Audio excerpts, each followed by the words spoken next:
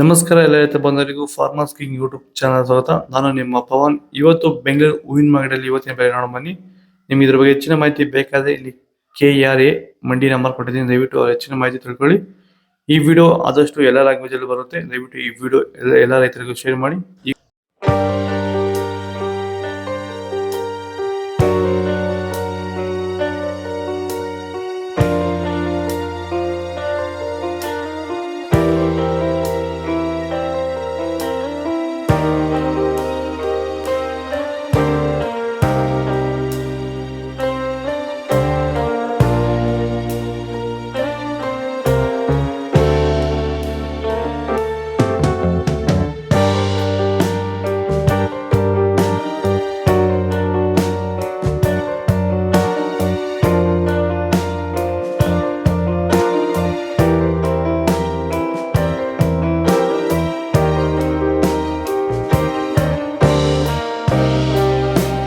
ಈಗ ಈ ಒಂದು ತೋಟಕ್ಕೆ ಎಸ್ಪೆಷಲಿ ನೀವು ಸ್ಟಾರ್ಟಿಂಗಿಂದ ಏನು ಮಾಡಿದ್ದೀರಾ? ಈ ತೋಟ ಇಷ್ಟು ಚೆನ್ನಾಗಿ ಮೇಂಟೈನ್ ಮಾಡಿದ್ರೆ ಏನೇನು ಮಾಡಿ?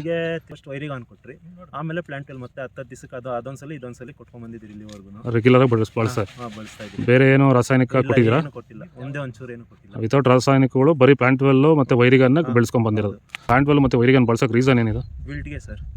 ಫಸ್ಟ್ ಎಲ್ಲ ನಾವು ಹೋದ ವರ್ಷ ಎಲ್ಲ ಬೆಳೆದಿದ್ರಿ, ನಾವು ಶಾಮಂತಿಗೆನೇ ಬೇಡ ಅನ್ಕೊಂಡ್ಬಿಟ್ಟಿದ್ರಿ. ನಿಮ್ಮನ್ನ ನೋಡ್ಬಿಟ್ಟು ರೆಫರೆನ್ಸ್ ತಗೊಂಡು ನಿಮ್ಮ ಇದ್ರ ಮೇಲೆ ನಾವು ಮಾಡ್ತಾ ಇರೋ ತೋಟ ಇದು ಚೆನ್ನಾಗಿದೆ.